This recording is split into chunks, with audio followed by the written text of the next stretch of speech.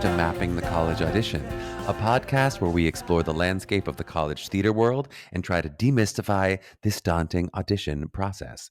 I'm your host, Charlie Murphy, director of MTCA, that's Musical Theater College Auditions, and today we have a brave and creative show lined up for you. Jonathan Bernstein, sometimes called JB, is a wonderful friend and frequent ping pong competitor, tiramisu companion, and artistic collaborator. I know him well from our work together at the Performing Arts Project, and I think you'll see from today why it's a relationship I cherish so very much. Today with Jonathan, we get into choosing the college off of your baseball idols. We talk about listening in the rehearsal room and the tools you can get from great directors. We talk about exercising the muscle of creativity. We talk about YouTube and the trap of emulation. We talk a lot about bravery, what it is to be prepared to swing and take big risks, and kind of the lack of risk in mainstream art, everyone being too nice, too polite. We talk about the idea of divorcing yourself from shoulds. We talk about your goal is not to book the job, but to shoot for artistry and to check in with yourself. Are you being an artist, a professional, or a hack? And then we play a little game of Jonathan Learnstein, which is basically like a Balderdash style game that you guys can play along with and almost certainly will do better than Jonathan, who did quite poorly. And then we talk a lot about TPAP, the Performing Arts Project, and how you can audition and kind of what the goals of TPAP are. But before we get too deep into our episode with Jonathan, why do I always say too deep into our episode? It's before we even begin, right, Meghan? Yeah, and we've had a few jokes of you saying deep lately. Yeah, we got to be real careful. You first started saying like before we get too deep into the episode, which makes sense. But then you've been doing the person's name, and that just leaves a whole nother connotation. I'm a deep person, Meghan. I'm a deep human being. Before we get too introspective with the episode, Meghan, how are you doing on this fine day? Great, Charlie. And I need to know, we haven't talked about it yet. How is New York Unified? Did you survive the bomb cyclone? It was a great success. The bomb cyclone was not so bad. I mean, there was definitely some snow, but that part wasn't so bad. It was so cool to see all of our MTCA students who showed up through a pandemic, through a cyclone. I mean, the people who were there wanted to be there and really got a ton out of the experience. It was really cool to see that. And it was great to see we saw a lot of them, of our family, at the MTCA Green Room and at our warm-ups. And it was like so fun for me to get to watch the bonds that they formed, mostly online. Like they're all in like different Snapchats, and I don't even know the what's its and who's its of it all, but they like knew each other, even though many of them have interacted almost completely online. It was really fun to see people putting faces to names and really getting to celebrate in person. We wrapped the MTCA Green Room, and then almost immediately they like all went out to dinner afterward. It was like, that's so sweet. That's so cute. And that's like one of the, being an MTCA alum myself, it was one of the special things about going through the process with MTCA is building those bonds with like those people you're potentially going to school with, but also like the people that you're going to end up 4 years later back in New York auditioning with virtually or in person. And the bonds start here, and I lived with a MTCA alum for 4 years, and we are still friends to this day. Heck yes. But as we jump forward into what people are listening to this right now, we're now in the middle of Chicago Unifieds. This is about to be released smack dab in the middle of Chicago Unifieds. There may be people listening to this episode while I'm warming them up with their earbuds in. And if you are, take them out and pay attention to my warm up.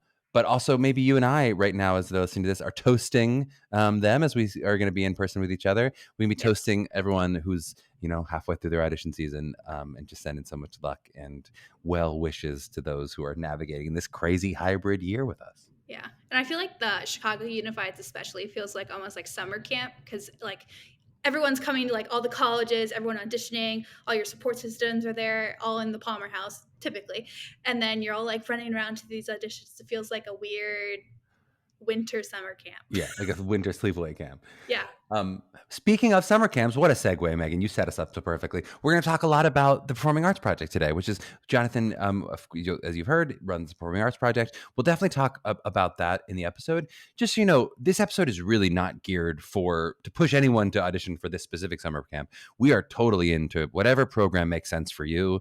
whether it's a college summer program, whether it's a local camp where you want to be a camp counselor, whether it's a local show you want to do, however you want to spend your summers. If you don't want to do a summer program and you really want to focus on individual prep for, especially after your junior year, that makes a lot of sense to us. I do think a lot of these principles will really be applicable to you and your artistic life beyond doing this specific program. So just because if you're like, I don't know what the TPAP is, I don't necessarily want to do that. You don't have to. You think you'll really enjoy this episode regardless. I mean, if you're listening to this right now, you're already going to listen to the episode. So I need to go and tell the people who didn't download to listen to it anyway.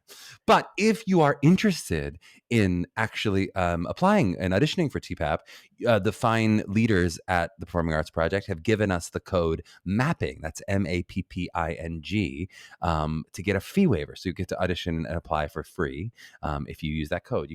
You'll find the link in our show notes. We'll put it there. You can sort of a click to find the form, or you can just Google the Performing Arts Project and just put in the code MAPPING. That's for all listeners of the pod, whether you're an MTCA student or just a listener and a hanger on. Come on, join us. Be an MTCA student too. What's wrong with you? But if you're not, totally fine. You can still just put in the code MAPPING and yeah, get a free fee waiver. A free fee waiver. You're getting a waiver for free with no fee. No. That makes sense, right? Yeah. Are you asking me as a producer or as a guest on the Well, shallow as we are, let's get into this episode with Jonathan Bernstein.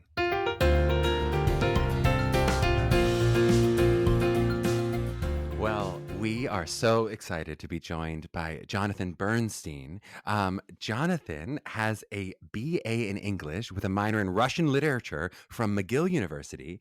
He is a multi-hyphenate artist. He's a playwright, a director, a teacher, a Renaissance man of many skills, sadly, none of them being ping pong.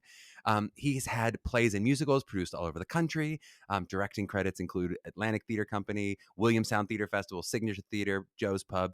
He's been the Broadway and or London supervising director of many shows, including Private Lives with Alan Rickman and Lindsay Duncan, The Iceman Cometh, starring Kevin Spacey, probably not a name we should be reading out loud right now, and Paul Giamatti, Who's Afraid of Virginia Woolf, with Dame Deanna Rigg and Sir David Suchet. And he also oversaw the 1996 Chicago revival and many of those national and international companies that spawned from it. He's also a writer. He's wrote Here in the Bright Colorado Sun. He also is a teacher and serves on faculty at the Eugene O'Neill National Theater Institute, as well as being a professor of playwriting and script analysis in the MFA Musical Theater Writing program at NYU. And principally, what we're going to talk about a bit today, he's the artistic director of the Performing Arts Project, which is an international arts training program for ages 16 to 24, and which employs yours truly every year. We're going to get into that today. JB, how are you doing on this fine morning? On this fine morning, I'm doing very well. Thank you for asking, Charles. Okay, great. Anything I really butchered in your bio there that we have to go back to? Oh, most of it, but we don't need to go back on any of it. Thanks. Okay, great. We'll leave it in. All right. So tell me a little bit about, I ask all our guests to kind of start, like when you started thinking about whatever your career was and whatever was artistic about that, come 16, 17, whatever, you're starting to look at college. What were you looking for in a school and how did that relate to any kind of artistic pursuits that you were going to have? Yeah, I grew up in New York City, and I spent 10th and 11th grade living in Paris, France. Cue the violins. It was a very, very tragic childhood. I You were was an very orphan fortunate. living in Paris, right? You just sort of on the streets, stealing bread to survive. Yes, begging for croissants. And I came back for my senior year of high school to New York City. After those 2 years in Paris, my father's job moved our family there for those 2 years. Came back to New York City.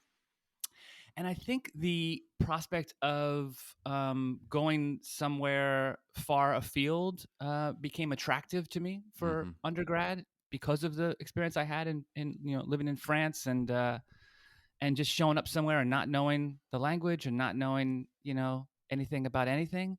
That became a kind of a thrill all its own. And so I applied to and miraculously got into a place called McGill, which you just referenced in that intro. And I went there, which in some ways was, as I saw it at the time, a perfect marriage between New York and Paris. And I was also a big fan of then center fielder for the Montreal Expos, Tim Raines, Tim Rock Raines. And I loved, he was my favorite baseball player. So I thought that was a good omen. True story, I got to McGill, and about a month later, he was traded to the Chicago White Sox, which hurt. And I thought of transferring to a place like Northwestern or something, but I don't think my parents would have understood, and it would have been a little creepy. So I stayed at McGill for 4 years, rainsless, but very happy in other ways. And You're not positing that it was causal. You don't think it's because you showed up at McGill that he left. I don't know. Okay, we can never know. You know, I'm not Okay. sure. I'm not totally confident. I had no, discussions with the general managers of either team, but no, I don't think so. I don't think it could have been. But yeah. So at the time, I was looking for an experience that I didn't know that much about. Like I didn't know what Jonathan Bernstein would emerge 4 years later from a place like McGill, whereas I think I was instinctively turning away from some of the, liberal arts schools in the Northeast, which would have felt a little familiar insofar as a lot of my friends were going to those places and interested in those places. And on my campus visits, if I can think back to that senior year of high school, I remember thinking, oh, I get it. I'll hang out there. I'll live there. I'll eat there. And I know what I'll be. And it like pre-bored me, Yeah, pre-board you. You're perfectly setting up the second half of our interview where we're going to talk about risk-taking and what it is to kind of jump off a cliff without a parachute. But what about specifically with, you sort of any kind of career? Did you have any idea of the different hyphens of, were you thinking about being a writer or maybe even actor or director? Was any of that on the horizon, or was it all just completely, I don't know, I'm open to what comes? I was fairly open, I'd say. I was interested in acting um, in a way that I had done an off-Broadway play when I was a senior in high school, which was sort of amusing. But I wasn't steeped in the professional world of acting per se. That show that I did was more of a fluke than anything. And I knew enough to know at the time that I wasn't interested to pursue a career in acting subsequent to undergrad.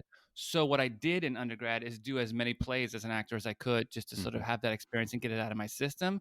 But I was deathly afraid of getting headshots taken, and I thought that was symptomatic of something larger, right? That probably meant that I shouldn't do this. It And I thought, seems to well, still be directors true. I don't don't think have there are to. any headshots of you that exist. I think I only see like full body, random, candid shots that exist for you. I have never had a headshot taken of me. No. Yeah. What a life. And so I thought, well, directors don't have to have their photo taken. Maybe I'll look into that a little bit more. Playwrights don't really sit for that kind of thing. So the writing and directing really did appeal to me, and so I was sort of set on that course early on. And I was directing like neighborhood shows when I was 5 years old. So that instinct had been sort of long. I'd long steeped in it. Okay, so tell me a little bit about what McGill was like while you were there. So what was the college experience for you? It was glorious. It was cold. It was very cold. People who know McGill know that it's in Montreal, and people who know Montreal know that it's unforgivably cold for quite a long while, from like, let's say, late October to early March. It's insufferably cold, but it was perfect for me. It was great. It was a big city. The McGill wasn't the only thing going. You know what I mean? It wasn't a one-horse town in that sense, and which was really appealing to me. Coming from New York City, I think I would have chafed against too small a town, and so I loved being in a big city. And there was a lot of French, and there was a lot of wonderfully unfamiliar stimuli to kind of wade into, and yeah, I miss it. I'm a big Canada file generally. Mm-hmm. Did you get out your theater bug of acting in terms of like the D3 athlete who plays basketball for just a couple more years and goes, okay, now I can put it. Did it feel like now the actor and you got to rest and be done? Yeah, I think I did. I was the world's absolute worst Iago that you could imagine. I was also George in Who's Afraid of Virginia Woolf, which must have been horrifying to watch from the audience, but fun to be inside of. And I did a number of other things like that were, I think, unforgivably bad, mediocre maybe at best. But like, yeah, I did get it out of my system. I did really enjoy, the sort of wide canvas of opportunity that was McGill University for me. No one else really gave a shit about theater there, so I was sort of I had the kind of run of the place, and it was a lot of fun. Well, so then let's talk a little bit as you kind of progress forward. So you've now graduated, and you're in New York City trying to navigate. I guess, did you move directly to New York City and try to navigate some artistic careers, or how did you now jump into this wonderful career that you've had in the artistic world? Well, for me, it was moving back there, right? So a big and formative experience for me was between my sophomore and junior year back in New York City for summer break. I interned at a casting office, Mm-hmm. which was a really interesting insight into what was going on behind the scenes. And then between my junior and senior year back home on summer break, I was fortunate enough to fall in with 2 temporary jobs at Manhattan Theater Club and at the Roundabout Theater Company. And then the Roundabout held a job for me, which I started the day after I graduated college. So for me, it was a return to some stuff that was already in progress, Mm-hmm. and then it was fantastic. I really hit the ground running in a very fortunate way, and it wasn't lost on me that I could, because I could move back in with my parents. Like I wasn't sort of out on my own, showing up with a suitcase in each hand at Port Authority bus terminal, looking up at all the tall buildings. And in some way, I will say I've given a lot of thought to this over the years. I find myself, to a large degree, envious of the people who do that, who make Mm-hmm. that journey. Because for me, in a way that no one needs to, worry about, but like I was robbed of the capital D decision Mm-hmm. of moving to New York and figuring it out. That was already my backyard. And so I was spared the temerity that you have to muster to be like, no, I'm gonna try this. I'm gonna bet on myself, and I'm gonna see what happens. Uh-huh. So it was a super cushy, like when it comes to hit the ground running. Like my parents own the track already, right? So it was like I was running in this that like Yeah. underfoot was very familiar terrain. And which is not to say that my parents were in the arts at all, and they didn't actually own anything particularly. But you take my point. Like I For was sure. striking out on my own in some ways, and trying to ripple the water from scratch. But nonetheless, there was a lot of things that were already in place for me that that's not lost on me. And how do you dive into this directing career? So how do you make that leap from the Roundabout to now, some pretty big directing credits with some pretty big names? How did that journey sort of stepping stone to where it got to? Yeah, bird by bird. I mean, it was just stepping stone by stepping stone. I was trying to erect an interesting kind of stone wall, and well, Thank you for using my metaphor. I appreciate it. yeah, I'll run with it. I'll run with it. But I was, just, you're just trying to say yes to everything for a period of 2 or 3 years. It became my graduate school. Mhm. I was lucky enough to have some directors who either had heard about me or I had met, and so one kind of assistant directing gig led to the next, sort of organically. Mhm. And there were about 4 or 5 directors that I would consistently work with for a period of, let's say, 2 or 3 years. Um, and even then, I knew that I better be a sponge and Mhm. soak up as much as I could, because once I started directing on my own, Mhm. never again would I be privy to another director's work. Mhm. You don't really see a director in the rehearsal floor unless you're that person's assistant, or you're somehow in the rehearsal floor for another reason. So for me, it was about a toolkit, and just Mhm. like in some cases stealing, and in some cases borrowing, and in some cases being like, oh wait, that instrument I don't need, I won't need, that's a cautionary tale. But Mhm. regardless, like it was just about like figuring out these styles and finding my own voice within them. What was it? Is there like a particular tool that you remember gaining and going, "Oh God, this is so cool. I wouldn't have known to do that, but I'm stealing this from this person, and I'm going to use this for the rest of my career." I mean, 100 things come to mind, but I think ultimately there was a Welsh director named Howard Davis, spelled Davies, Davis, and he recently passed away, and was a big influence on me and a mentor to me. And the way he listened on the rehearsal floor is something that I'll never forget. And I know that sounds a little trite, but he was available to the best idea wherever it came from. Do you know, like the PA could whisper something on a break, or Mhm. the assistant house manager, like he was just always attuned to what people were thinking, and how um, a truly organic and pure rehearsal process should behave, Hmm. and knowing enough to know that you put your ego aside and you just listen for what's possible beyond what you thought was. He did that better than anyone I've ever seen, and I've tried to emulate that in my own way. And then how did the writing happen? Was that concurrent with directing, or is that something that you at some point said, no, I'm gonna do more of this? Like, how did that start for you? Yeah, I guess it was concurrent. I mean, I'd always loved writing. From when I was a little kid, I was 5, 6, 7 years old, and I started writing plays and musicals, and short stories, and really bad poetry, and just like a number of things. I just trying my hand at whatever was available, um, and uh, and enjoying the fact that you didn't need anybody else to do it. Mm-hmm. Directing is really hard. It's like a solo venture. It's virtually impossible, Mm-hmm. and as is acting for that matter, typically. But like writing, nobody can stop you from doing anything like that. So I liked the freedom of that, the abandon that it came with, and so I'd always done it. And at a certain point, as a director, I wasn't seeing a lot of scripts that I was interested in to direct. So I was starting to really take more seriously this prospect of writing some stuff that not only I necessarily wanted to direct, but stuff I wanted to see on stage. Mm-hmm. I think of you as someone who's sort of a lifelong autodidact, that you're sort of always teaching yourself and learning. Is there anything that you feel like right now you're doing to actively pursue your own education? Is there anything that you're doing to sort of add new tools to the toolbox?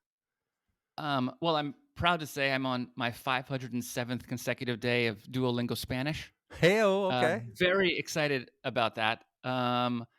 And that's the latest venture that comes to mind. Though, if you would have heard me 2 hours ago try in vain to order huevos con calentado from my local Colombian joint on the phone with the woman who didn't speak any English at all, it was hard to believe that 507 days are under my belt. But nonetheless, that is something I'm trying currently to gain some command over. I do feel like Duo is like the little owl that gives you compliments is like the participation trophy of language. Like, it gives me so many compliments when I'm like, I'm not doing that well. Like, I'm really not. But it's, you're crushing it. Day 7. Way to keep it going. I'm like, I'm not. I'm really doing badly. Like, Yeah. Yeah, yeah. that doesn't stop. Yeah, the compliments abound, and my lack of fluency also does. At least they keeps you consistent. Okay, so let's go to a break, and then we're on the back end of the break. We're going to talk a little bit about TPAP. We're going to talk about creativity, and we're going to talk about risk taking. We're also going to play a very silly and fun game with Jonathan. Back in a flash. Okay, we are back with Jonathan Woo! Bernstein. We kind of went through that perfunctory blah, blah, blah, your career, blah, blah, blah. But we want to get into some conversations here. Now we're going to get into the good stuff. But before that, a little more perfunctory, we got to talk a little bit about TPAP, the Performing Arts Project, which I have taught at which I have taught, I should say, for the past number of years, and really loved it so much. So I'd love to hear a little bit about kind of your impetus in starting TPAP, and just a little bit about kind of what the heart of TPAP is and what its mission, and kind of why you dedicate so much of your time and talent to it. Well, that's kind of you to say. My time, yes. My talent, I hope. I did not start it alone. I started it with a bunch of other folks. We founded it 11 years ago now, I believe. And it's an arts training program that primarily takes place in the summer. Uh, and as you said before, it's for ages 15, 16 to 24, 25, somewhere in there. Mostly North American students, but we're starting to get a bunch of people from overseas as well, which is thrilling. Just this past weekend, we had online auditions with a young man in Nigeria and a young woman in Pakistan, Mm. and that stuff is fascinating and lovely. The reach of the program seems to be growing in cool ways. The place is devoted to um, artistry Mm-hmm. and what you've got to say and originality, and it's hard to sum up and simply, but it is a place that devotes itself to um, the visceral nature of how do we uh, I don't know. How are we culturally conversant in some way? How are we culturally resonant? What is it that we have to say? How can we avoid acting like Sutton Foster or Mm-hmm. Daniel Day-Lewis, or trying in vain to, at any rate? And how can we harness the sort of natural power of who we are and our own idiosyncrasies and uniqueness? That's what it is about primarily. It sort of benevolently tries to break down this notion of pigeonholing, which is so incredibly prevalent in, I think, this country generally, but specifically in the arts.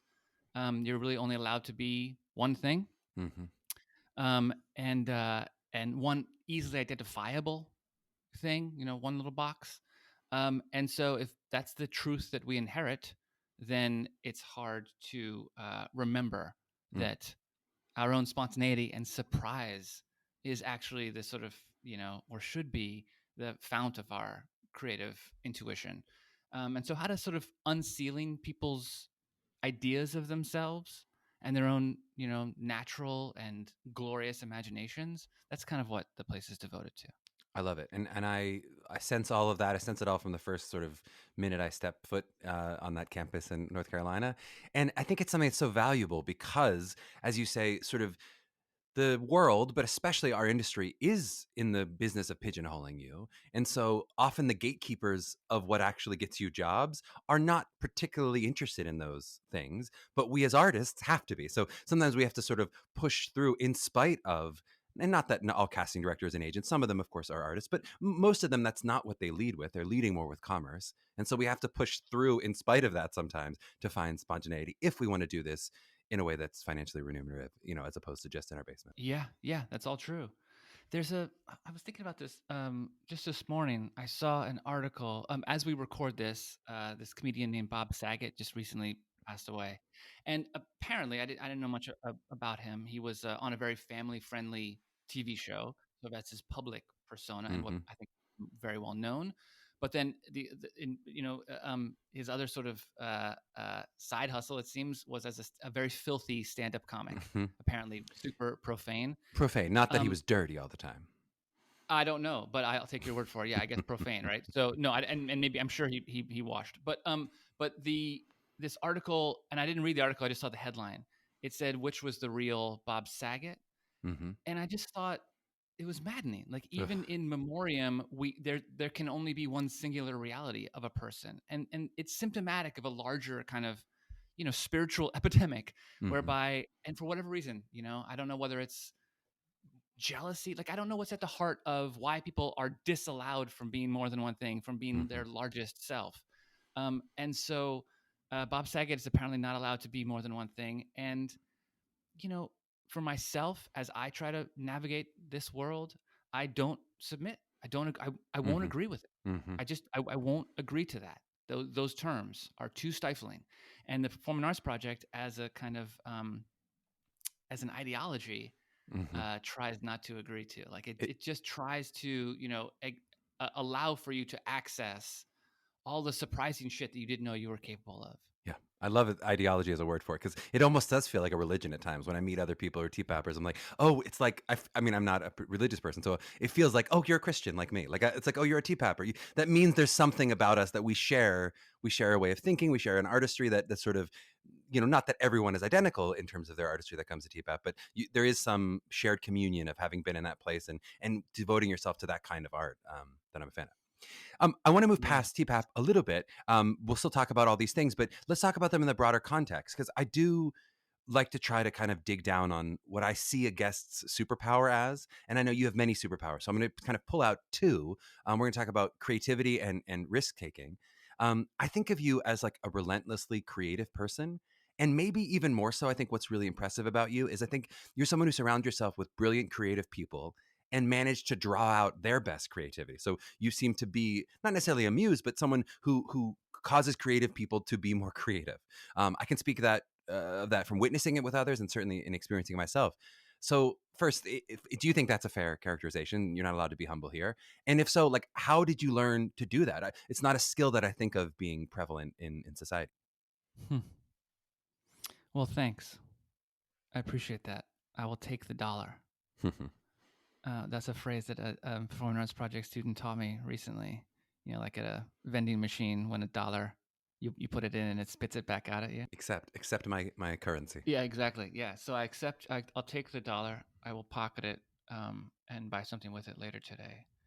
I'll go to the deli and be like, my friend paid me this compliment, but I don't know if that will work. Certainly not in Spanish. It won't. So I'll go back to what you said a moment ago about the performing arts project and the ideology that's at issue, feeling a little bit like a religion of sorts. I grew up in a household whereby art was very much the religion. It was not so named, but it was absolutely the thing that, because my mother was a artist and a, a communist probably, and just like a wonderful, strange, march to her own drummer kind of being. And though we were Jewish in lineage, by inheritance, technically, we had a Christmas tree in our household because for my mom, it was like, well, what are my two sons going to decorate? A menorah is not nearly as interesting a canvas as a Christmas tree. And so quite literally that was like the decision. And that was like, there was a metric of how we went about, behaving as kids. And so my brother and I would set about decorating this big tree that my parents would get for us.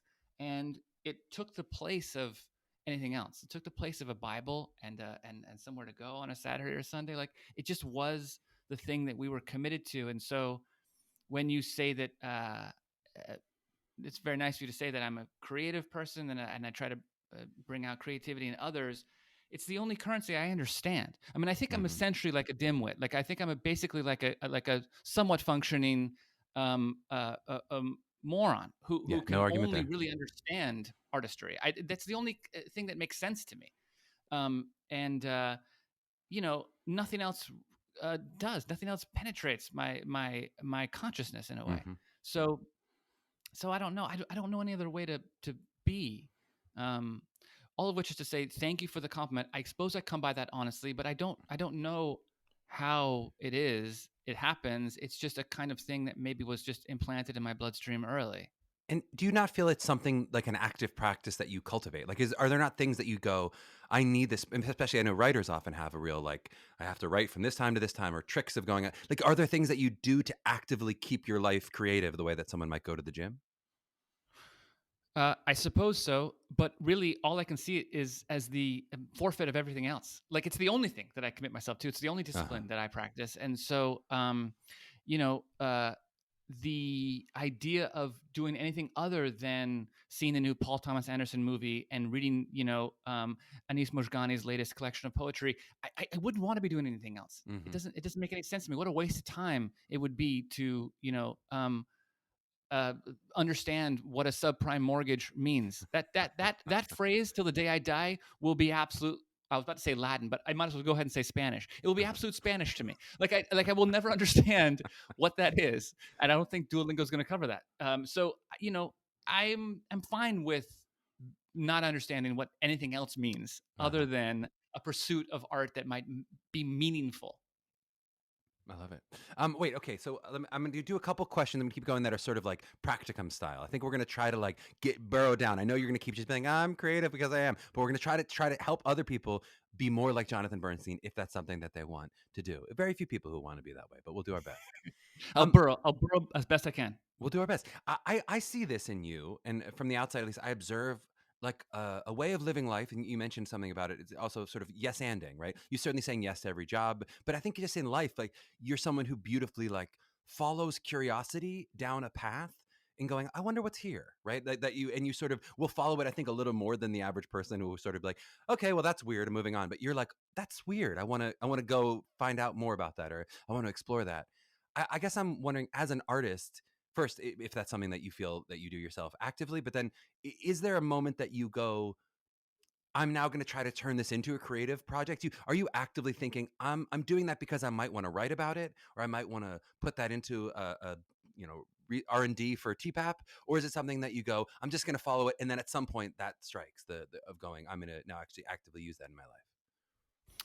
Yes, and do I have to choose between those two? Can't I say both? No, but tell me about how that process happens, because I think I'm someone who so quickly likes to go 30 seconds after I see something. I'm like, let's put it on the podcast. That's great. Or like, I want to use it. I want to put it into a thing. But I do sometimes see creative people that often that period of time lasts longer before they're commercializing it, or before they're sort of just living in the exploration for a period of time? I suppose there's something in me that trusts that whatever I pursue, whatever, to borrow your word, weird, that kind of hits my radar and that I kind of follow. I suppose I trust intuitively that it will wind up in my next project and the project after that and the project after that. And whether that's a straight line or not sort of doesn't matter as much to me. It will wind up in the outfit that I wear the next day. I do believe that there is something to be said for a butterfly flapping its wings in the Amazon, and then and that will directly affect how I answer your question right now on this podcast. It can't help but do so. And as far as being attracted by the off kilter thing, yeah, without question, I like being off balance. I think that's the best way that, if you ask me to sort of burrow and parse this instinct in me, I feel like I enjoy chaos to some degree. I enjoy not knowing the rules. So pre-pandemic, I travel quite a bit, mostly for the hell of it, and I'd love nothing more than showing up at an airport and not knowing what the currency is, or what side of the road they drive on, or where I'm going to sleep that night. Like, there is something to be said for, within reason, within like safety and security reasons, there's something to be said for how attuned you are to your life at that moment when you leave that airport. And try to figure out what the rules of engagement are in this situation, in this country, with these people. And it can't help but allow you more of a sensitivity to what, neurologists would term divergent thinking. This idea of seeing things that sideways somewhat, or seeing uses for things that might not normally occur if you haven't been exposed to a lot of things outside your default settings. I was speaking recently with a professional tennis player who's no longer on the circuit, but had been for a long It was while. Novak Djokovic. You can just say it. It was Novak. It was not Novak. Well, if it had been, the conversation would have been 6 feet apart. But I was with someone else, and I was telling him that my favorite, and I play tennis, as a leisure thing, and I enjoy tennis a lot. And I was telling him that my favorite moment on a tennis court was when I'm at the net and my opponent lobs the ball over my head. And so there I am, having to run with my back to the net, back to my own baseline. And I have no idea how this is going to, like, what's next? I have no idea how this is going to turn out. I am now at my most vulnerable as a competitor, but the moment for creativity is at its highest. It seems to me, at that moment, because of the uncertainty, right? There's a correlative relationship there. And he just looked at me like I wasn't, like, just completely insane, because of course that's his worst fear on a tennis court. That's the situation he least wants to find himself in, because he plays for money, and because he plays professionally, because he plays to win. He must.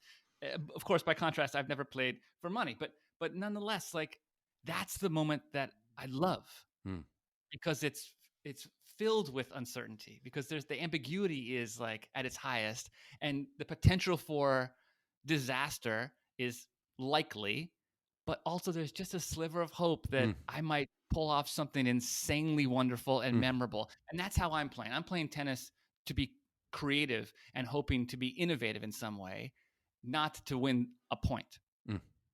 And I often think, wouldn't it be cool if tennis was played that way, and like the chair umpire, after a point was over, would have to determine who played the most imaginatively, like, you know what I mean, or who moved the sport forward at that point, and whoever did gets the point. Like, that would be kind of incredible.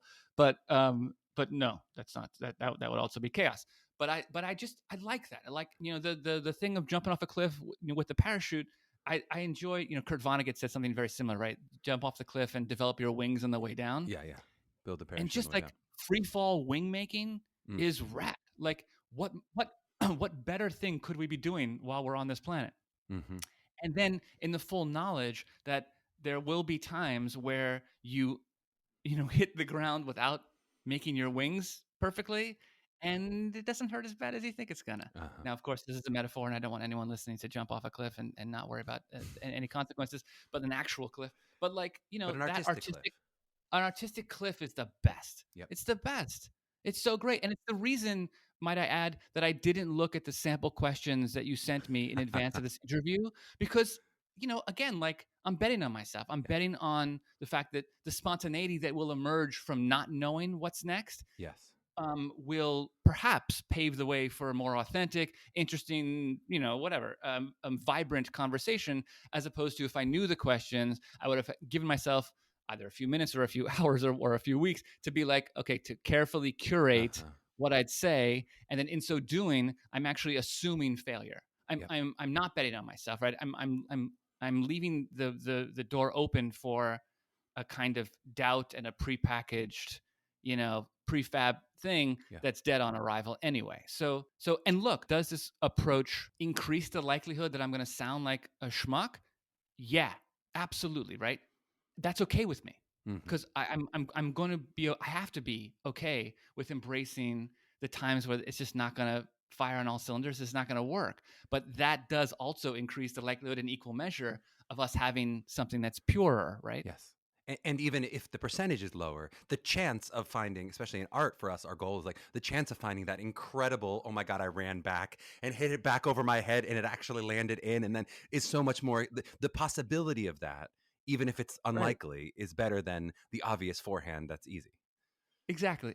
And I might try to do that between the legs shot, that you see sometimes the professionals do so Yes. beautifully. And I may well hit my genitals with my racket, right? Like in trying that, and that will still be a type of success for me because I Yes. went for that ridiculous thing. Yes. I love that. Well, and the way you said like tennis is not scored that way. I think theater is scored that way. Sometimes Yeah. I've seen some really good productions where I go, it was just good. Everything was good, but I didn't need to see it. Like I didn't need that. Like it was like they just executed it well, and but it's just nothing happened that was more than just hitting the ball back and forth. There was nothing that was like really moved me or was exciting. I'd rather a messy, sloppy show where I go, but something there intrigues me. Something was interesting. Something sparked something in me. Is much more exciting than just the hitting back and forth. Yeah. A good production that's after the curtain call, people look at each other and are like, okay, what are we going to eat? Is a death sentence, right? Yes. I mean, good is the opposite of great. Yes. Right? It's like it's absolutely like it's polar opposite, really, That's so in true. art anyway. What Yeah. about? I'd love to hear. I want to kind of talk about this in the context of social media and/or the internet, if you're counting like YouTube as social media, which I will in this case. I want to hear kind of your personal relationship with social media, and then just from like a creative, artistic perspective. It feels kind of like a double-edged sword to me, in that it's like it's an open platform for people to explore and create, which is potentially positive. They don't need permission; they can just make art. But also, I feel like it seems to limit creativity, or maybe the ability to take risks, which we'll get into next here, in that like people feel the permanence of anything they put out there, and that sort of scares them and limits them. It feels like that hitting the ground will be worse than it might have been otherwise if you're just doing it in a black box theater.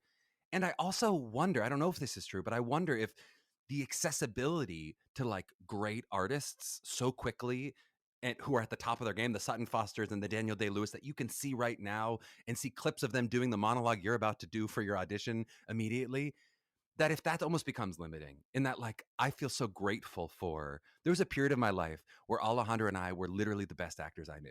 Like just in terms of people I actually knew and could see on an everyday basis, I was like, this is it. We're at the top of we're crushing these monologues. But I didn't see anyone else doing them. I didn't know what I didn't know. And in some ways, that confidence, it let me play and explore more than I think if I'd seen, oh my God, this amazing actor do this exact piece. I might go, ugh, well, I'm not going to be able to do it as well as that, or I guess I should just do it that way. Almost too much of a blueprint. So that's a whole bunch of stuff to talk and react to. But what do you think in terms of how social media and the internet affects this? Yeah. In some ways, I'm poorly equipped to answer that question as a student, a question as it is, because I'm not really on those platforms. I tend to avoid them.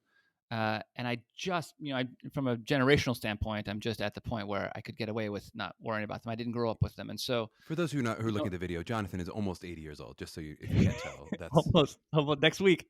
yeah, So I don't, look, I'm not someone who's very fluent in those platforms and in what people do on them, but I will say I came across a terrific quote, and I'm a man who likes a good quote, from the singer-songwriter Lucy Dacus. I don't know if you're familiar with her work at all. She's really interesting, and she said this incredible thing about social media. She said, and I want to get it right, this might not be verbatim, but she said words to the effect of, if people stopped thinking about she was talking about brands more generally in this interview, and her aversion to just the idea of branding and so forth.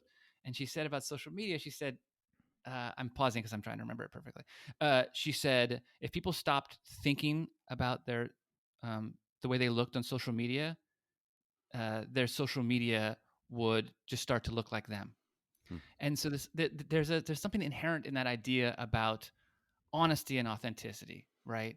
I know enough to know that there's a great deal of dishonesty and curation in people's feeds and the way in which they'd like to be perceived, and in so doing, I would imagine it is inherently iterative, right? They are in turn aping another influencer or another brand, um, uh, whom they admire, whose career path they'd like to follow, and look, you're already in doing that. You're already one Kevin Bacon degree of removal from who you are naturally, right? In your sort of natural state.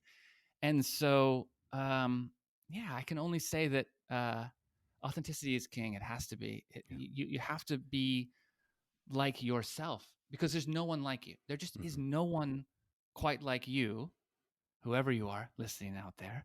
And but that's only true to the extent that you're being yourself, right? Because Sutton Foster is Sutton Foster. They're really, she is sui generis. Like, there's no one quite like her. Can't be. Daniel Day-Lewis, Ibid, and we could go on and on, right? The Tilda Swintons of the world come by their originality. Honestly, it seems to me, and the problem with YouTube, for example, is that it has kind of created, you know, a more imitative art form all its own, so that every young person is performing Joe Iconis's blue hair just the way Krista Rodriguez does it online, and that's a shame. That's a shame, and it's a shame because they won't ever find their own blue hair, right? They like, if you're cast to play Stanley Kowalski in A Streetcar Named Desire, why in heaven's name would you watch Marlon Brando do it on film? I can't understand that. That's the movie you would last want to look at. There's plenty of research to do, but why would you want him in your ear? It's gonna ruin you. And so, it's hard to find originality in some form that makes sense and is resonant. Originality is fantastic, provided you can come by it, as yourself. Honestly, I could say right now, the plaid hippo's cochlear implant is swollen. Fact. Now, that's a statement I'm guessing no one's ever uttered in the history of our species in any language. Probably, right? It'd be weird if someone ever said, I don't even know what I just said. The plaid hippo's cochlear implant is swollen. Okay, great. I probably just uttered something super original. But to what end? It means nothing. It's garbage. If, by contrast, I were to tell you now of the way in which my grief still shapes every day of my life for having lost my mom 6 years ago, and if I were to list 5 things that still affect my daily life in that loss, I would probably risk listing things that people in the history of our species have listed before, right? And yet I would insist on its originality, because I'm purely myself in this moment. If I were to lay myself bare to the both awful and grateful truth of it all, that's just that's how art has to emerge, it seems to me. And so how that affects someone's internet footprint, I'm not really, at liberty to say. I don't know that much about it. I keep myself willfully ignorant of that stuff. I feel like it's a time suck. But I do know enough to know that it's important to try not to. Oh, what am I saying? It's important to try not to emulate. Yeah. Well, and we see that with our students a lot, where they will imitate, often it's like a maybe cabaret style singer who sung a song that they've sung.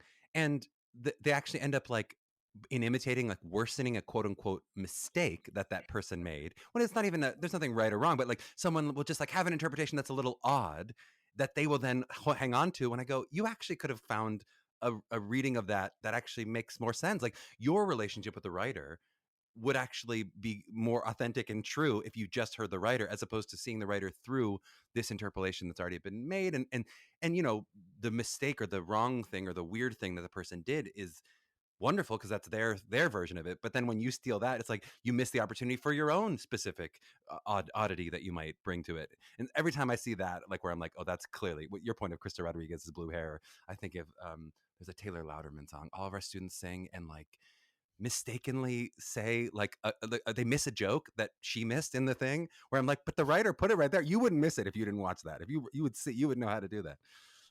Yeah, I couldn't agree more. Let's talk a little bit about risk taking. So that's the other kind of superpower I wanted to hit. That, you know, and there's so much more that makes up TPAP, but I just for the sake of time tried to grab two things that I see present there that I wish were present in more art that I see in more of our students that we see come in, especially who maybe are a little afraid to take those leaps that we've been mentioning. Do you think of yourself as like an inherently brave person, or is that something that you've had to actively cultivate, the ability to jump off those cliffs? I wouldn't qualify it as bravery. I would qualify it as necessity in order to attain the original. Mm-hmm. I don't see any other way. I mean, if you're not prepared to be wrong a lot and to, you know, look ridiculous, you can't ever possibly innovate and find your, you know, purest sense of expression. So, is it bravery? Do I think of myself as a brave person? No, I don't think so. No, not at all. It wouldn't have occurred to me to put it that way. But I'm at peace with how people perceive me. Mm-hmm. I'm at peace with making enemies and people thinking that things about me all across the spectrum. That's absolutely fine with me. This is not a popularity contest. Do you still find fear in that? Like you mentioned, what if I don't build the wings fast enough and I do splat, right? So those sort of artistic failures where you go, it was a good idea, but boy, did it, you know, not work. Does that still give you fear, or do you actually find the excitement that you mentioned to the tennis player of like, oh, maybe it'll be a glorious mess? Has it flipped fully for you, or do you still sometimes go, someone might think, God, I'm a bad writer because they read this piece of crap that I wrote, or I'm a bad director because they saw the show and it did not work. Do you have those fears still? Sure. Yeah, of course. Of course. Yes. But even the terms good writer, good director, bad director, you know, I just feel like all you can do is you swing really hard for the fences every time, you Mm-hmm. know, and know that it's not going to work out sometimes. But it's just how you play, Yeah. and not so much about the score. You're really into I know that the sounds a little analytics, trite. right? So it's all home runs and strikeouts. That's how you like baseball. It's just full, no singles, no bunts. I got it. You read Moneyball. We understand. Uppercut, uppercut, uppercut. What about, so how would you speak to a young person? And I know you've done this a lot at TPAP with so many, I think, who come in and find themselves held back by kind of self-reported anxiety or fear, or people who go, because I think everyone who shows up at TPAP wants to jump. They want to take those risks. They've come, I mean, they want to learn how to be an actor. It's not just the stuff we're talking about, but the reason you might choose TPAP over another college program or something is to say, I want some of what I see, some of that ideology that I see from outside the church, and I want to go in. Have you found things that are helpful in allowing students to take a couple of those steps and take mini leaps, or to get to that point where they get better at the risk taking? Have I? Sure. But it's case by case. You know, I don't think there's the beauty of this art form is that it's not one size fits all, really. There are Broadway shows, for example, Broadway musicals, especially long running ones that have a costume and that they cast someone's replacement based on their measurements Uh-huh. just as much as their talent, you know, because they have to fit that person into the same thing. And of course that's just the opposite of creativity. It's the death of art to me, right? We already live in a kind of totalitarian curious society. You know, like there are so many rigid structures and inflexible geometries in place.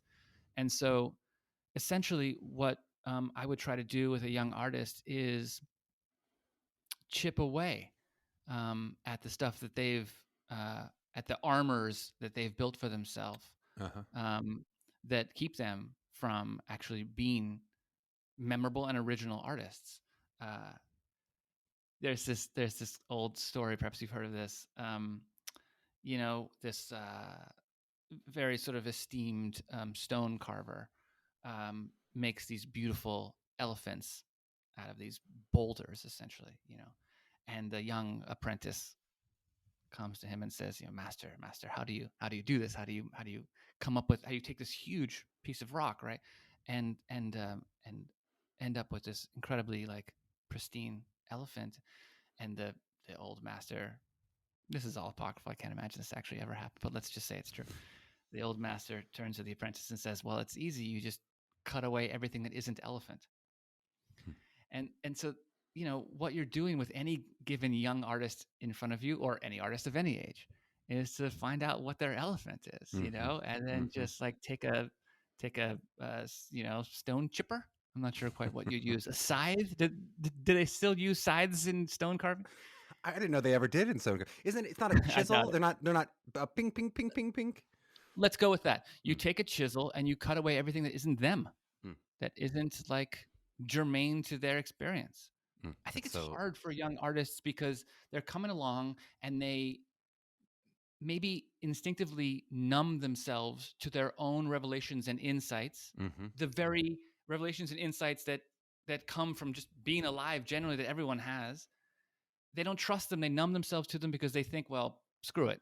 These are insights that have been pre-incited by other people. These are things I'm noticing that have been pre-noticed by all the many people that have come before me, generations hence. And so they learn, I think, intuitively not to trust themselves, not to trust their own points of view, idiosyncratic points of view, because they think, well, why me? And so I think if I had to answer the question of how to bravely approach any young artist, you figure out how to, allow for them to trust themselves a bit more, to trust their own personal experiences a bit more. That's all. There's that quote of like, it is our light, not our darkness that we fear, and whatever that sort of, Coach Carter was from the movie that I remember. That's when I first heard it. But I don't know that I've always seen that in life. I have like actively seen that in art at times, that students actually get spooked by their own creativity, by their own brilliance. I made a brilliant choice and they'll fall out of the work. Oh my God, whoops, I got to stop. Something's wrong. I was brilliant for a second. That actually scares them more than like forgetting their lines or something, whatever the thing they would fear that's quote unquote bad. The brilliant choice is terrifying to them. In all likelihood, because it doesn't conform to the verb that they put in the margin of their script before they started breaking it all down, right? That wasn't supposed to happen there. All of those tent poles that we put in, right, to allow ourselves not to hit the ground without sturdy wings, are the things that typically hold us back. JB coming for Stanislavski. JB the Stanislavski halfway through the podcast. If this mic weren't so expensive, and also if it weren't someone else's, I would throw it to the ground right now. I want to talk a little bit, and I want to do this in a way that I didn't prep you for any of this, of course, that you feel comfortable. But we talked a bit with Alejandro about the kind of context of creating spaces of safety.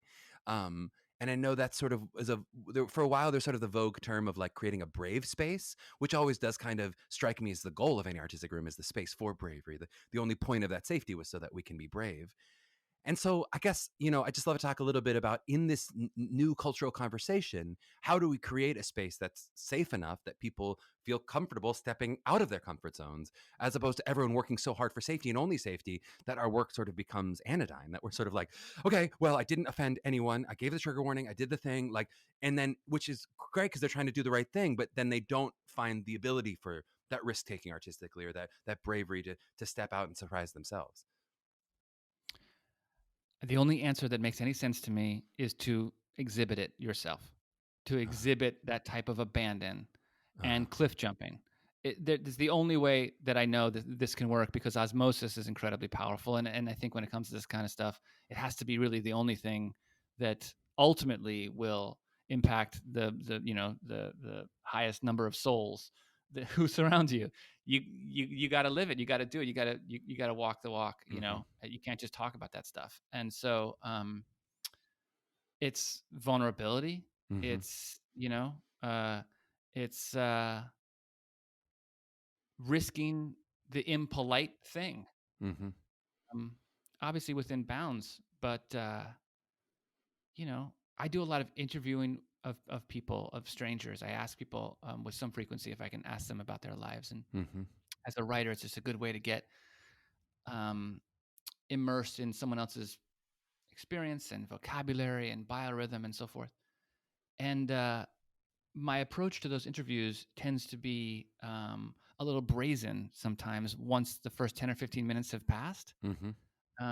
Because I feel like if I just hew to the natural state of what an interview should sound like and has sounded like for a long time, then I am essentially inviting an exchange of ideas that will in turn hew to familiar ground, right? And so at a certain point, you have to be the one to go off course and to risk the thing that will change everything. And sometimes it won't work, even often maybe. But when it does, look out below. Do you feel like, have you seen this increase in the pandemic? I certainly feel like I've witnessed it, especially since we've come back to some in-person learning. The idea of students having to wear masks, like when they're already struggling so hard to remove their metaphorical mask, and now they have this like literal layer between us and them, and the fear of, okay, so with the accompanist, I don't wear a mask, or I do wear a mask, and then I take it off for a second, then I put, so it's like another boundary, especially when they're trying to step out of boundaries and leave the room full of them, but they're also literally trying to keep their own, I cover my mouth, which is going to cover my mic, of course, but trying to keep their own possible disease within them. What I just feel like what a challenge that is for young students. And not to put you on the spot totally, but is that the kind of thing that we've thought about, as TPAP goes back to in person? I know this summer the goal is in person. How has that something you've thought about? How do we counteract that force? How do we tweak and adjust to, of course, keep everyone safe, but to not keep all of the work safe in that way? I will commence thinking about that as soon as this interview is over. That was really the purpose, was to give you that note so that you really think about it. You got a couple months now to really work on it. Yeah, I do. Thanks, and it's a good thought. I haven't given much thought to it yet, but yeah, the truth of the matter is, the Performing Arts Project, as a kind of year-to-year experience, tends to devote itself to its incoming class exclusively. Right? There's no, again, that kind of one size fits all thing. Like we are shapeshifters, and we change what we're going to do to suit both the weaknesses and the strengths of the people that we're going to be in the trenches with. And so at this stage, we're recording this in late January. We don't yet know the folks that will be alongside, who will be shoulder to shoulder with us. And so I haven't given much thought yet in this season, like where we are in the year, to how best to look at training the folks that are joining us. And again, it's not just me. There's a whole boatload of people who do this with me year to year.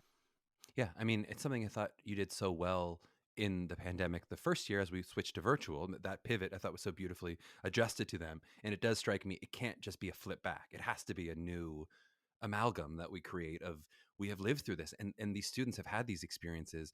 They're going to come out, some of them have never done an in-person show, or have only done a show with masks or some restrictions, and so like that experience, they are different than the people were 3 years ago. We all are different than we were before this thing started. Yeah, no question. What about, let's talk about the professional world in terms of what you see. I know you see a ton of theater, you see a ton of movies. Do you feel like, do you actively see less risk taking in general in shows you see, theater shows you see? I mean, I think certainly in movies, we see from like a financial perspective, studios do like Marvel movies and sequels, and they don't like taking risks financially, or the kind of risk-making movies or risk-taking movies you see would be low budget movies. Do you feel like you see that on Broadway and, in commercial theater as well, that you go, I wish I would see more risks? Or are there people that you say, I see this person really taking risks, and we need more of this in the American theater? I've seen, regrettably, risk fall away from most any artistic commercial field in this country. I think that's as true on Broadway as it is in sort of mainstream Hollywood. There's a lot of money, that people are floating and would prefer not to go away. They would rather make it than lose it. Can't blame them exactly, but No, I think, for the most part, I can name exceptions on one hand. In the last 5 years, Broadway has become a theme park devoted to IP and, safety. It's a very risk-averse environment, and a very polite one, too. This is super true in musical theater these days, the Disneyfication of a whole art form. Yep. Everyone is incredibly nice. Like, all the performers I meet in musical theater these days, they're so nice. They're so nice. And maybe it's me, but I miss the sons of bitches. Like, I just feel like where were all the really hard people? Where were all the crude edges? They've been sanded away. And to the art form's detriment. So all you rogues and rapscallions and ne'er-do-wells, come with me. Come to TPAP, yes. I think I was thinking about this a lot as as I was sort of preparing this interview and thinking about questions. I read the New York Times. I read the briefing every morning, and they were talking about risk. This is medical risk in this case, and how bad we are at kind of assessing risk, and that specifically with COVID, that the people who are at risk don't think they are, and the people who are sort of most at risk and should be really worried are not worried at all, and the people who are fully vaccinated, fully boosted, and maybe should be worried a little less, at least medically, from a statistical perspective, are incredibly worried that we're so bad at, and it feels like I see that in art as well, that like the people who are so safe are probably the ones who need more of the jumping off the cliff, the ones who that the people who go who are so risk averse. It's like, if only you could find that ability to take little mini risks, even, and because often that means there's so much other talent in those performers, when they're amazing singers, amazing dancers, and you go, just a little soup ladle of risk would be so great for you, and you could do so well. Sure. Yeah, it's easier said than done when we live in a culture that is very oriented to side taking, to answers and certainty. In that climate, art will always suffer because art, at its best, formulates questions, and poses them intelligently and viscerally, and people these days just want, to be heard. They're not as interested in trying to pose question and understand and steep themselves in doubt. And listen, like that director you talked about, who go, where's the best idea in the room? They assume I have the best idea, which I do have the best idea. So in this case, my idea is right when I assume that. But other people should listen, because I have all these good ideas. Of course. Yeah, of course. Yeah, you're not helping. We probably should have done this at the beginning of the risk-taking thing. I did just want to kind of maybe for students, and maybe if parents are listening, maybe who don't have quite the idea of what we mean when we're talking about artistic risk-taking, just kind of define a little bit of what we mean. I know we're not going to be able to draw exactly where the line is, or at least what I mean in terms of the kind of risks that you might bring into your artistic work, into auditions if you're a student. We talk about that at TPAP. Sometimes we'll talk about the context of, like, is it a risk to swear or to do material that's maybe risque, or that kind of thing. For me, that is a version of risk, and it's not that you can't also do that in your auditions, but that's not what I'm talking about, that it's necessarily a shocking material, or that you do something that's necessarily intended to provoke. Though we can talk about, Shakina pointed out that she thinks that is the purpose of art, and there's some artists who believe that. I'm not one who thinks that the only purpose of art is to provoke. But, like, what does an artistic risk that's not just shocking for shock value, what does that look like in your mind? Where do you sort of see, like, you're doing this and I wish you would find this, or I wish you would take, what does it mean to take the leap, if not a literal leap? Like, what is that metaphorical leap in, let's say it's a monologue or a song or a scene or work that students are doing? What do we mean when we say artistic risk taking? Yeah, it's a good question. For me, it has something to do with disinheriting yourself from convention, from what you think art should be like, sound like, behave like. It all has to come back to this idea of the personal and your own unique perspective. Phoebe Waller-Bridge couldn't care less. I always get that mixed up. She couldn't care less. She cares the least. Exactly. She could not care less about whether you think her work is of value. It seems to me. I've never met her. It's a bucket list thing I should mention Mm-hmm. to meet and Well, work she's with a her. listener of the pod, so we'll hook you up. If you could swing that, that'd be great. No problem. And so you have to divorce yourself from this idea of shoulds. Shoulds generally, right, are always going to tether you to the way it's been done in the past, which already, it keeps you from any authentic risk taking, because the risk has to be, any risk can only exist in that day, right? Tomorrow is going to bring a whole new set of risks.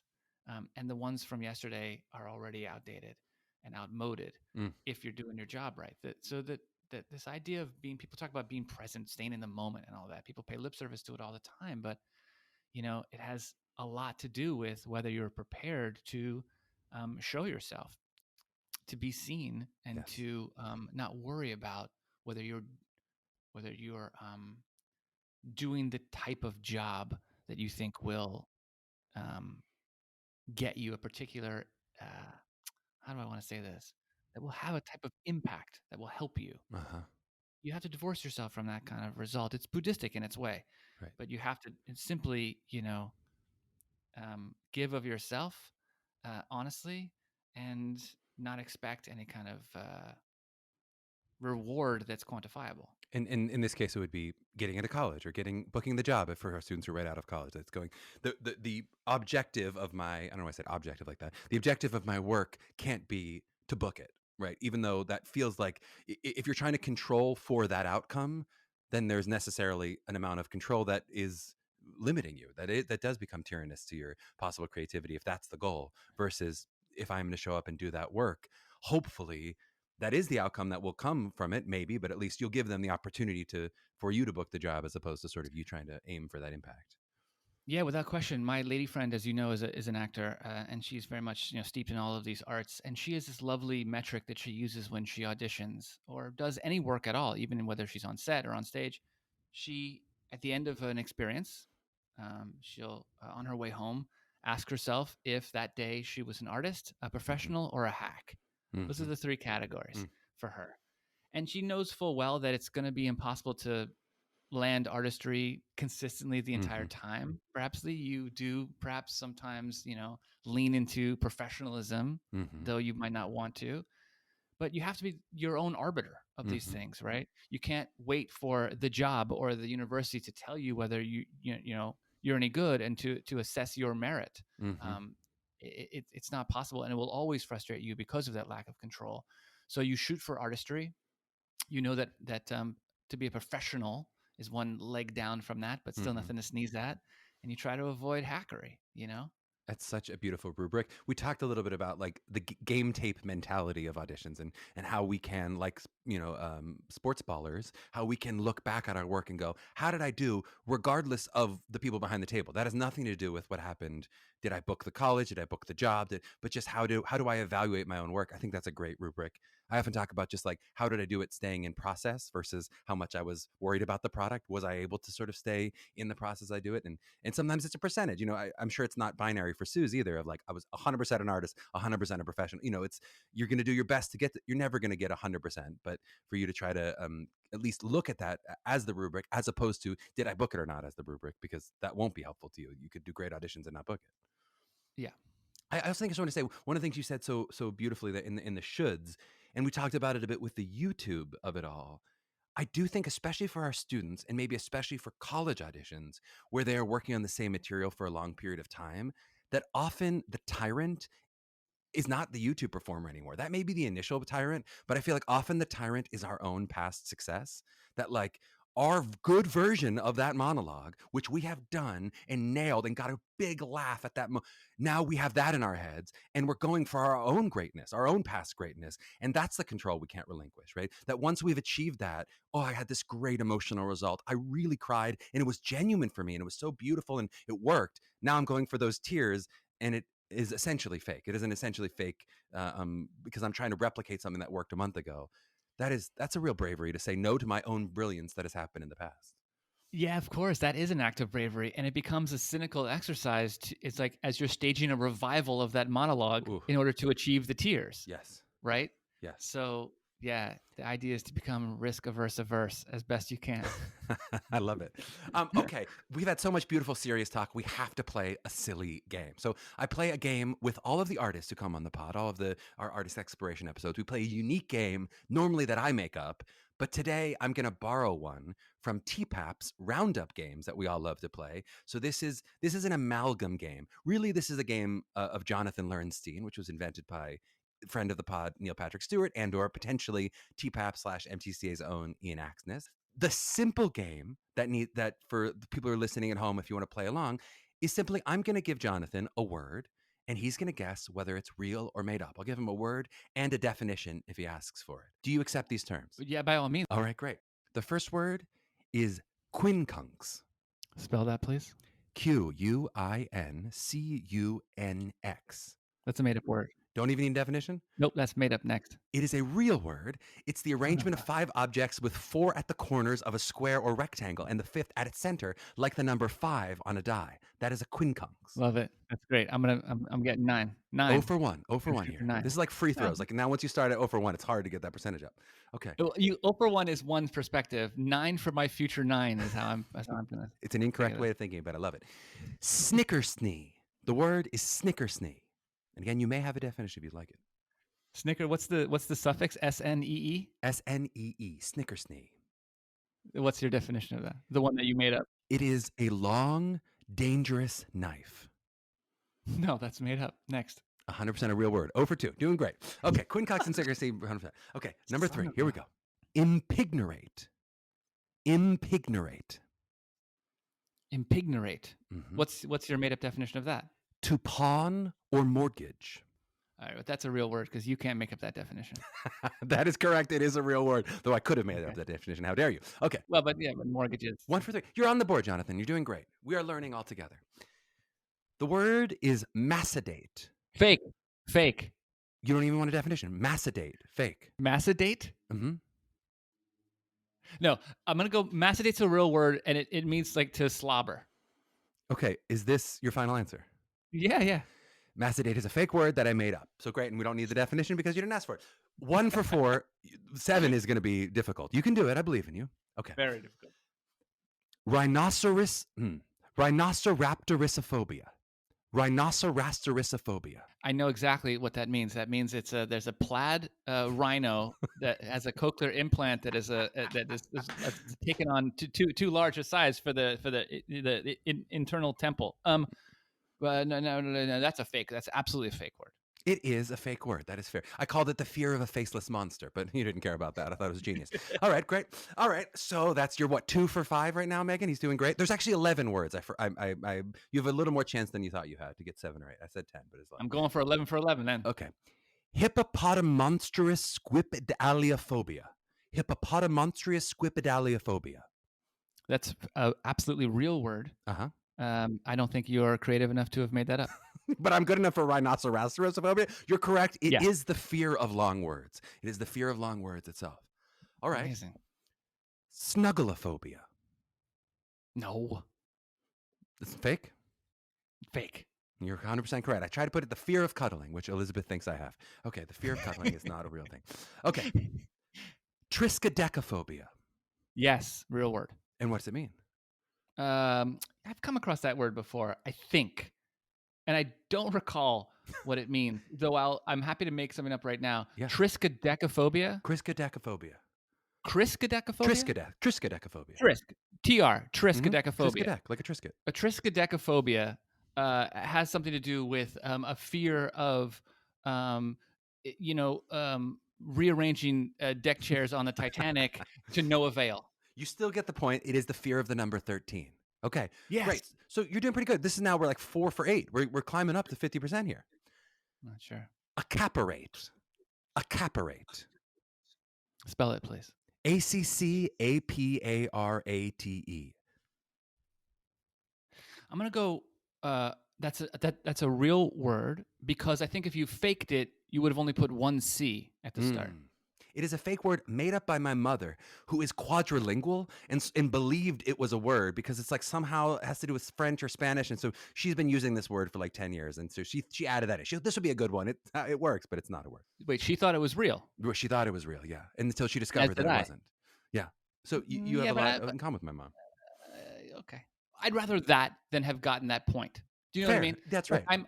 I feel mollified that I'm closer to your mom at this point. And mollified also is a word you've just made up, right? Okay, great. Let's do omnishambles. Omnishambles. Oh, what a great made up word. Omnishambles. I love it. Absolutely fake. No, it is real. It's a situation that's been completely mismanaged, characterized by a string of blunders and miscalculations. Omnishambles, shambles all around. Oh my God, that's fantastic. What a great word. Omnishambles. The New York Knicks should play, that should be the name of their arena. And now, New York Knicks. Welcome to the Omnishambles. That would be accurate. Okay, your last word is Macatwysolian. Macatwysolian. Country of origin. I don't know. I only have words and definitions. I couldn't tell you the. Can you tell me what the definition is as you see fit? Yes, it's a word for any animal that is a combination of at least 3 different distinct animals. For instance, like a liger mating with a panther. Like tofurkey. Like tofurkey. Or turducken. Real word. It's a made-up word. It's a made-up word, and it's the combination of all, like a bunch of TPAP kids who've just had babies. So we have Mac, we have Rocket in there, we have Wyman, we have Solvay, and we have Gideon, all kind of racked in there for Jess and Neil and Ryan and LaQuette. Yeah, and me. That should be a real word now. I mean, it sort of is more real than fake. It's more real than fake. Exist. I feel like I created it, and now it may end up in the dictionary from Macatwysolian. That's a beautiful word. All right, so how did he do, Meghan? Like 3 for 10? It was really bad. 3 for 11? No, it was more. One, did he get himself a quincunx or not? Yeah, 4. Oh, you just missed the quincunx. You could have had that middle dot in the die, but you didn't quite get there. You know, I'm going to go ahead and say that that was all rigged, and it's a hoax. But I will say, I hope your listeners can appreciate that I play with a lot of confidence that is entirely unearned. Confidence was, in fact, the last takeaway on our previous podcast. The one right before they heard this, I may be wrong now. The one that we last recorded was exactly that takeaway. So hopefully they're all leading with confidence, earned or unearned. Yeah. You did do wonderfully, and you played that game so bravely. If anyone did better than Jonathan, please reach out to us. Let us know. I'm sure you played the game along, and I'll bet you got a couple answers correct that Jonathan got wrong. I believe in you. Mm-hmm. I hope. I want to wrap up with just a couple other questions. You mentioned Suze, the wonderful Suze Meisner, your lovely partner. Just like, I'd love to hear a little bit about what it's like to navigate working together or having careers parallel to each other that are both in the arts. And I know sometimes you have actively worked together and sometimes you sort of done your own thing. How does that work in terms of like being your own people, but also having an artistic? This is really just me asking for me and Elizabeth. That's all I'm really. There's nothing with the podcast. We can cut this, you know. It's great. I mean, she's the best. I love her so much, and she's a deeply inspiring person and artist. And so I learn so much from her. I feel so much. I feel my consciousness has increased 100-fold under her influence. Working together, we have collaborated together on a couple of different shows, and all I can say about that is that we've gotten better at it. The second was a little friendlier than the first. The first time we collaborated, we were co-conceiving a show that I was directing and writing that she was starring in and she choreographed. And the long and short of it is that it's good that the theater company that we were working in at the time gave us a 2-bedroom place for, let's just say that both bedrooms were useful. And the second time, and this may have been influenced by the fact that we only had a 1-bedroom place for the second experience. That was okay too. So yeah, but it's great. It's hard and it can be confusing. But incredible. I love her so much. She's amazing. And in a few months from now, we will be celebrating our 25th anniversary being together. So you guys met when you were 55, both of you? That's pretty good. That's about right. Yeah, that's about right.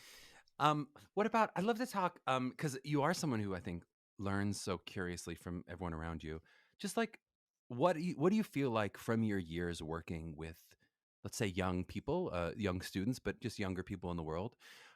What do you feel like you learn from them? What do they know more than you? Where do you go? "Oh, actually, you're farther along here than I am." Oh gosh. I mean, the way I've taught has always been as someone who just wants to learn. Mm-hmm. I don't. There's when it comes to this kind of stuff, this art form, it's not like we're making steering wheels, right? It's all incredibly subjective, and the beautiful part about, I don't like this phrase very much, but I'll use it, show business, Mm-hmm. right? The entertainment industry. The beautiful part about it is that it's there's that age is completely irrelevant, Mm-hmm.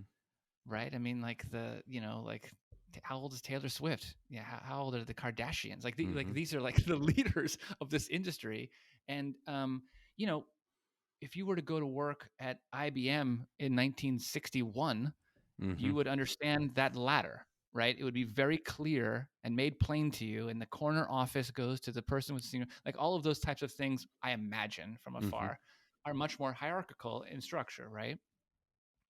And the way the arts works is much more chaotic.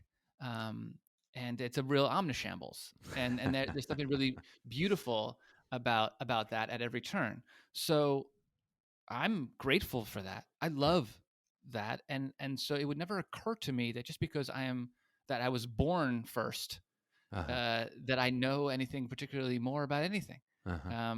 So for me, it's always a conversation, and I'm always seeking to learn, and in so doing, modeling, learning, active learning, radical learning for them is Uh-huh. my hope. Yep. I mean, I think that's a great example also of like the tech industry seems to also have been turned on its head in that same way of a young Bill Gates and then a young Steve Jobs. And, that it's actually Sure. the best idea in the room because of the way computers work. And it is, there's no, people don't care who was behind the programming as opposed to what it actually works the best seems to Yeah. have worked there as well. Yeah. Very true. What about from your years of doing this, and if there's something that you feel like you've learned? I know we've talked a lot about a lot of stuff that you have learned that you would throw at some students, but if speaking to a young artist out there, is there something that they would benefit knowing that Jonathan Learnstein has learned in his many years of life? Hmm.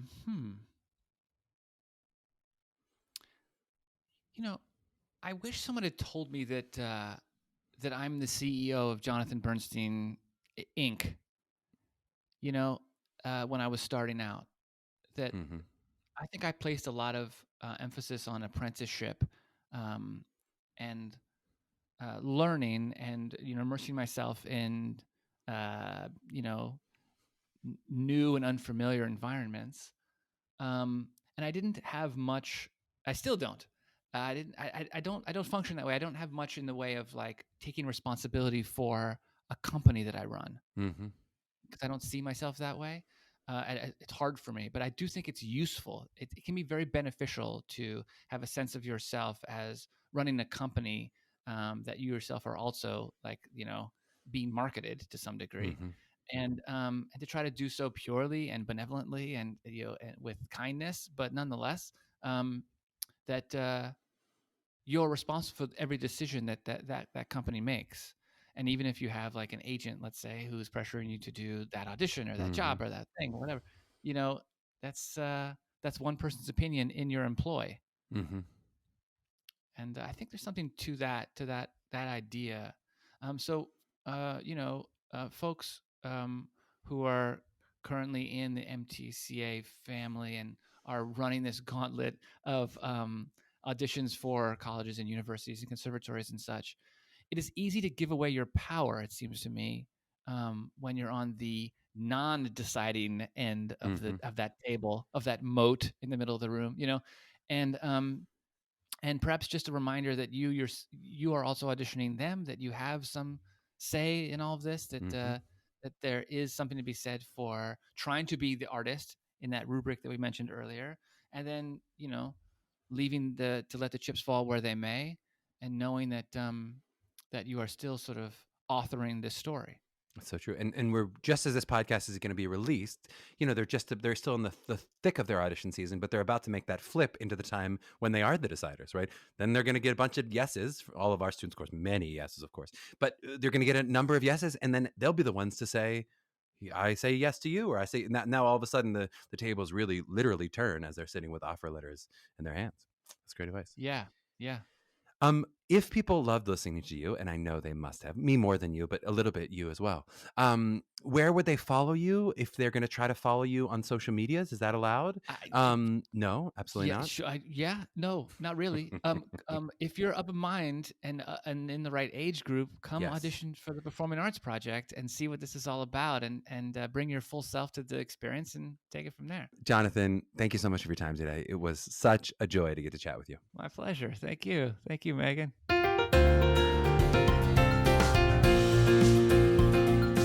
Well, I hope you enjoyed that conversation as much as I did. You may hear a bit of good-natured ribbing in there, but that is only because of how big a fan I am of Jonathan. I think he is so creative and open and just the kind of role model he speaks about being for young artists to emulate as they embark on their own creative artistic journeys. We got pretty deep into a lot of topics today, so there's not a ton that I need to dive specifically deeper into that we didn't hit. I will just skim a bit over one of the discussions we were having near the end about artistic risk-taking and the bravery it takes to give up control over the work that you're doing. And I called it the tyranny of past success there, which I really believe in. That sometimes when you do it really good, it's really hard to let that go. That becomes the thing that's sort of, JB said, it's the revival that you're trying to remount of the great production that you've already done, which of course is not the goal. We want to do a new original production. But I also really think that Sue's, it's Jonathan's partner, the rubric that she gave is really great too, of, artist and or professional, which you could maybe say technician, versus hack. I think is really helpful. And I think it's important to think that it doesn't actually have to be a binary of any of that, right? I think sometimes people feel like either I do the controlled version, which I know how that's going to go, or I release everything and it's totally crazy, right? I think it's helpful to think about those percentages. So how much of the technician or the professional am I bringing in versus the artist, right?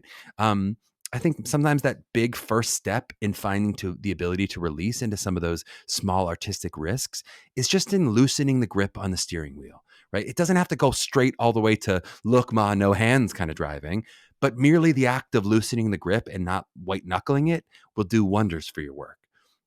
And I think to the point Jonathan made with the splatting on the ground if your wings aren't fully built, not being quite so bad, I think in the vast majority of cases with students of ours who have been doing the work and have really put in that rehearsal time and know their characters and know what's going on in the scene, that they'll find the work doesn't go completely off the rails just because you stop muscling it exactly where you think it wants to go. Often it will find new avenues to flow more organically, but it's still going to go down the same river, going down the same riverbed, right? It's not like it's going to be a totally new experience. You're still going to be driving on the road. You just might not hit exactly all the same places that you hit. You're still going to get to the same place and might hit a lot of even the same checkpoints that you sort of had thought you might hit and that you might have even planned. It's not even so important that you find the difference in it. It's not actually so much about the difference or even that you have to actively change it up, right? If you end up making very similar choices, that can totally work, as long as you're doing it in a way that isn't completely controlled or prescripted or white knuckled, as I said earlier.